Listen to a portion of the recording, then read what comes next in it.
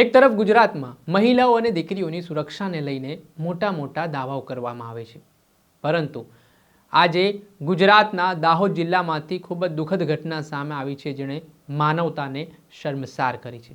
કેટલાક વિકૃત માનસિકતા ધરાવનારા લોકોએ જે કૃત્યને અંજામ આપ્યો છે તે મામલામાં આરોપીઓ સામે કડકમાં કડક કાર્યવાહી થાય તે પ્રકારની માંગ પણ કરાઈ રહી છે।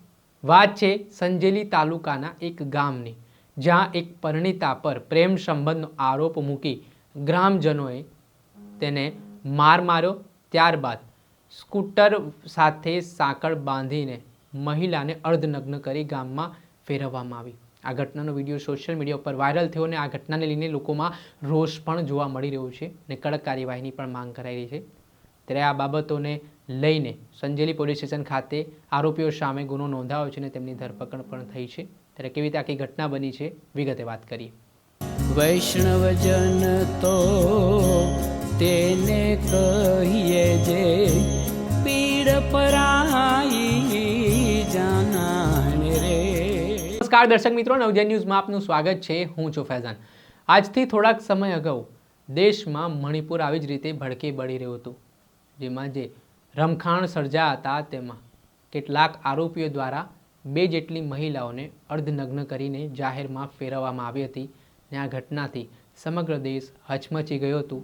ભારત દેશનું માથું નીચે નમી ગયું હતું, કેમ કે જે રીતે હેવાનિયતભર્યું કૃત્ય આરોપીઓ દ્વારા કરવામાં આવ્યું હતું, પરંતુ આ વચ્ચે ગુજરાતમાંથી પણ માનવતાને શર્મસાર કરે તે પ્રકારની ઘટના સામે આવી છે।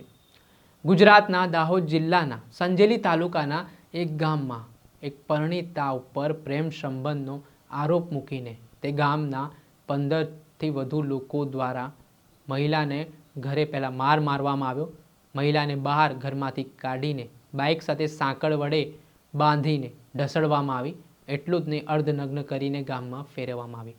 આ ઘટનાથી લોકોમાં ભારે આક્રોશ જોવા મળી રહ્યો છે। આ ઘટનાનો વિડીયો સોશિયલ મીડિયા ઉપર વાયરલ થયો છે અને આ વાયરલ વિડીયોના આધારે સ્થાનિક પોલીસે કાર્યવાહી પણ હાથ ધરી હતી અને 15 જેટલા આરોપીઓની ધરપકડ કરી હોવાની વિગતો પણ સામે આવી રહી। આ ઘટનાને લઈને આમ આદમી પાર્ટીના પ્રદેશ પ્રમુખ ઈશુદાન ગઢવીનું પણ નિવેદન સામે આવ્યું છે।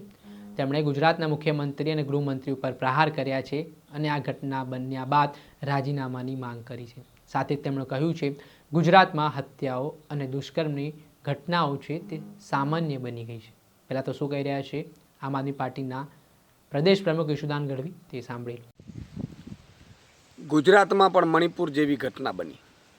ગુજરાતના દાહોદના સંજેલીમાં એક મહિલાને અર્ધનગ્ન હાલતમાં એનું સરઘસ કાઢવામાં આવ્યું। કઈ હદે ગુજરાતની કાનૂન વ્યવસ્થા થઈ ગઈ છે। મણિપુરની એક ઘટના આપણે સૌને ખબર છે, જેણે દેશ દુનિયામાં ચકચાર મચાવી હતી કે નગ્ન હાલતમાં મહિલાની પરેડ કાઢવામાં આવી। એ જ રીતે ગુજરાતમાં પણ નગ્ન હાલતમાં મહિલાની પરેડ કાઢવામાં આવી। મુખ્યમંત્રી શ્રી, ગૃહમંત્રી શ્રી, આપણે શું કરી રહ્યા છીએ? ચૂંટણીઓ લડવી જીતવી અલગ બાબત છે, અને ગુજરાતની જનતાને ન્યાય આપવો, ગુજરાતની જનતાને એક વ્યવસ્થા, સુસજ્જ વ્યવસ્થા આપવી એ અલગ બાબત છે।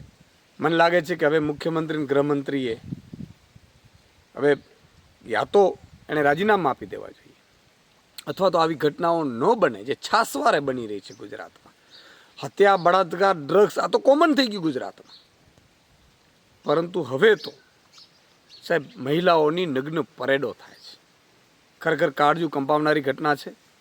મુખ્યમંત્રી અને ગૃહમંત્રીને મારી વિનંતી છે કે કાં તો યોગ્ય કાર્યવાહી થવી જોઈએ, તમે આની જવાબદારી લો, અથવા તમે રાજીનામું આપો। આપણે સાંભળ્યા હતા આમ આદમી પાર્ટીના પ્રદેશ પ્રમુખ ઈશુદાન ગઢવી।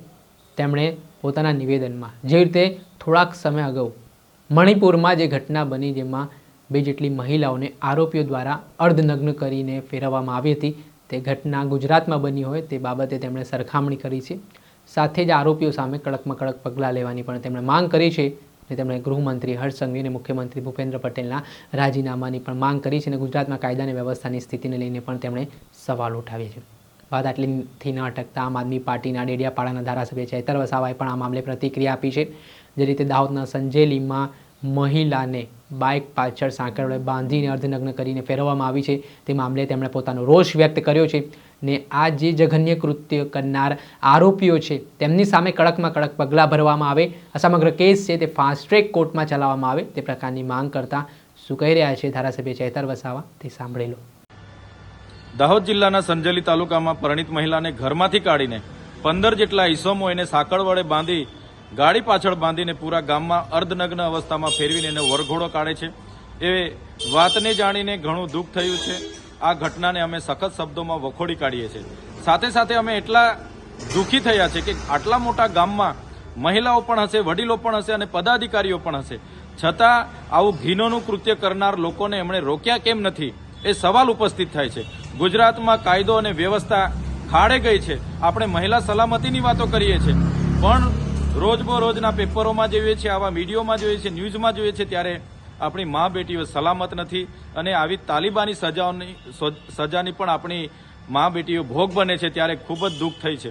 ત્યારે અમે સરકારશ્રીને કહેવા માંગીએ છીએ આ ઘટનામાં જે પણ લોકો સંકળાયેલા હોય એની તટસ્થ તપાસ કરવામાં આવે અને એ ઘટનામાં જે પણ જવાબદારો હશે એના પર કાયદેસરની કાર્યવાહી કરીને ફાસ્ટ ટ્રેક કોર્ટમાં એક કેસ ચલાવીને એવો કડક દાખલો બેસાડવામાં આવે કે આવી માનસિકતા ધરાવનારા લોકો ફરી કોઈ આવું કૃત્ય ના કરે, એ અમે માંગ કરીએ છીએ. આમ આદમી પાર્ટીના ડેડિયાપાડાના ધારાસભ્ય ચૈતર વસાવા તેમણે પણ આ બાબતે પોતાનો આક્રોશ વ્યક્ત કર્યો છે. ને જે રીતે ક્રૂરતાની હદ વટાવતો કિસ્સો દાહોદ જિલ્લાના સંજેલી તાલુકાના એક ગામમાંથી સામે આવ્યો છે, તે મામલામાં લોકો પણ ફિટકારની લાગણી વરસાવી રહ્યા છે. ને જે આરોપીઓની માનસિકતા સામે આવી છે, માત્ર પરિણીતાનો વાંક એટલો કે તેણે કંઈક પ્રેમ સંબંધ કર્યો હોય તેના ઉપર એવા આરોપ છે અને આ આરોપના કારણે આ ગામના લોકોએ આવી રીતે મહિલા સાથે ઘટનાને અંજામ આપ્યો.